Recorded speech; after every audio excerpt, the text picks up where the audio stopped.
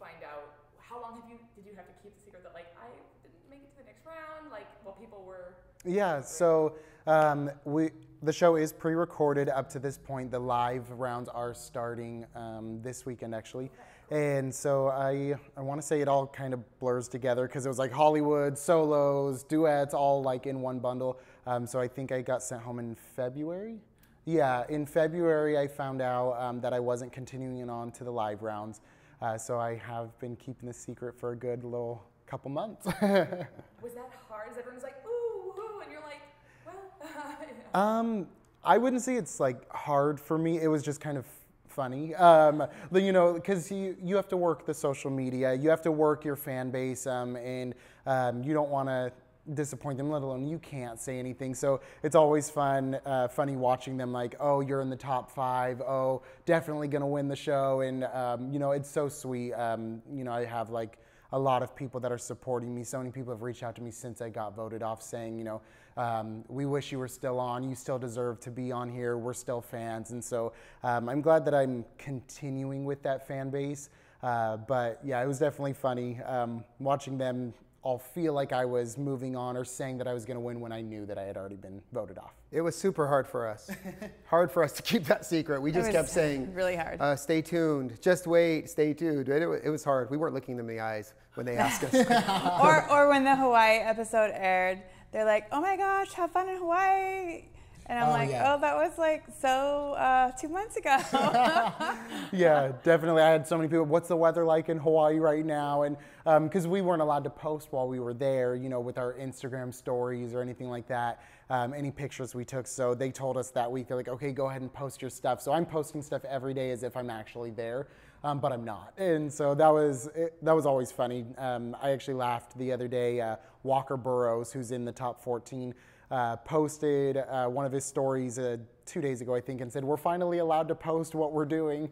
And I was just laughing, like remembering how we could take pictures and stuff, but we had to save it for later. And so now they're finally allowed to be able to post live. What's your, 1 5-year goal? What would you like to do with it? Yeah, definitely. So for my plan right now is to actually, I've been in the Bay Area for a few months during the show, and I'm going to be coming back to Modesto for about a year, and using Modesto kind of as my hub. This is my hometown, so any traveling that I do, it's just easier to do it from here right now. And I really just want to start looking for management, agents, record labels, but until I find those things, I'm going to keep putting out music and keep doing shows. And so I've been working with some producers, some writers already, starting to get my next projects ready to record and release, and have already booked my first big hometown concert, which we're going to be holding in May 10th. And I'm really excited to be having a couple of the other idols. Effie will be joining us. I really wanted to have her a part of it, as well as Margie Mays and Nick Townsend, who are in the top 40 as well. So yeah, just recording, writing, and releasing music and doing shows. And within the next year or so, I want to be able to go down to LA as well. I feel like on my last song, it's a very stressful process to the rehearsals, the songs and everything, and I didn't know the song ahead of time, and so I was so focused on learning the lyrics and learning the song and the melody. I only had a couple days from the time I found out I was singing with her.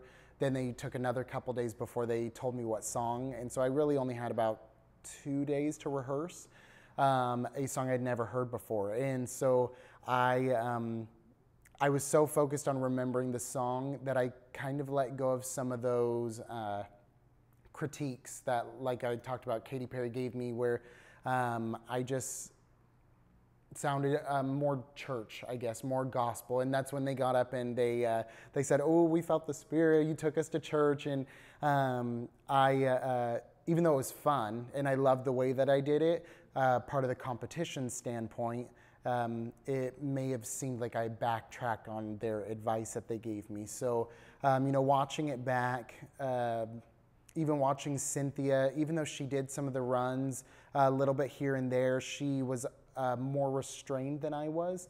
And so I think I was so focused on making sure I knew the song that I let go of some of the techniques that they asked me to show as I progressed in the competition. So I feel like if I had another chance to sing that song, I would maybe adjust it a little bit different, clean it up a little bit more, and maybe it would have gone different, but you never know. Katy Perry always talked about her past, and so she identified with a lot of the contestants this year. You see, so many of us started in church, and that's where we learned. And she did the same. And I think for her biggest thing with me was she really wanted me to not get stuck there in like the church sound, like the gospel sound, because my voice is so big. And so she would just always coach me. Like, she was fine with that background. She had the same background, but she was like, I want to see the pop star start to come out in you. And so that's when I started moving more towards like pulling some of the runs out and just changing my voice a little bit just to, they just kept telling me, like, you can just sing without having to do so many tricks. And I think for me, that was like hard for me at first, because I felt like I had to earn my way through by showing, oh, I can do the tricks. And so I was trying to like earn my way through the competition by showing off in a sense. But that's not what they wanted from me. They were like, no, your voice is so big and so good on its own that you can just lay back and just sing. Just like sing, and you don't have to show us, like, we know you can do that stuff, but you don't have to in order to earn your spot here. And so that was really cool for me, because I felt like I had to work so hard to show off so much. And if I couldn't do the run then I wasn't good enough. And that wasn't true. It was the first time really in my life where I finally felt like good about my voice as is, without having to do so much all the time. And so it was, the advice she gave me was really cool. It really opened my mind. It was hard for me at first, but yeah, it was really cool bonding with her through that whole thing. And you know, I've listened to some of her music, and she sounds like a whole different person from her church music that she released versus her stuff now. And so yeah, I think just venturing in, finding the happy medium, because I still love, you know, I sang Lauren Daigle's song because I love worship still.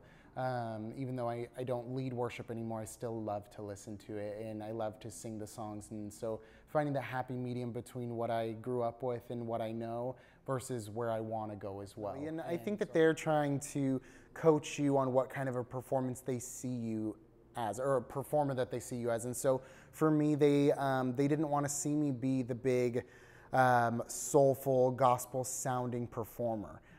They really wanted to see me as a pop star performer. And, you know, one of the things that was harder for me, you know, they talked about it a lot the last couple rounds, is my stage presence, like moving around, working the stage. And I was really trying to find my way around doing that as well.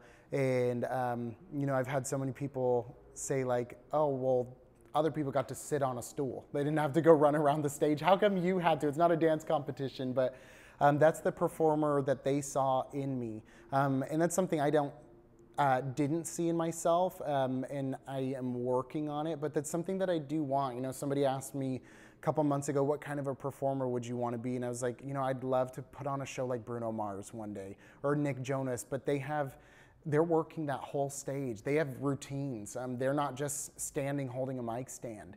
And so that's something that I want, and something that they saw in me that I haven't been able to deliver yet. And so I think that that has a lot to do with why I was eliminated this round. I want to take that challenge and run with it. I've already talked to one of my friends who runs a dance studio here in town, and so her and some of her dancers are going to be actually dancing at the show on May 10th. And so, you know, I'm going to show the judges. Hopefully, you know, it gets out there in YouTube land, and maybe they'll see it one day, but I'm planning on doing some of the routines with them. And obviously not doing full out dance routines, but doing some choreography and, you know, learning how to work the stage a little bit, learning how to loosen up a bit. It's out of my comfort zone. That's not what I've done. You know, singing in church growing up, that's where I have my experience. And you don't necessarily work a stage and say, look at me, you look there. And so I'm still getting used to all of that. And I felt like that was starting to show. And they were like, okay, we want you to loosen up a little bit. You don't have to do like full on dance moves, but like, she talked about like the Celine Dion move and some of those signatures. So those are the things that I'm going to start working on. And they told me that if I would put the performing along with my voice, that I would be unstoppable. So at that point, my voice was there, but my performance elements needed to grow a bit. So I believe that it's not too late, though, for me to get those performance elements in there so that way I can be that unstoppable force that they were talking about.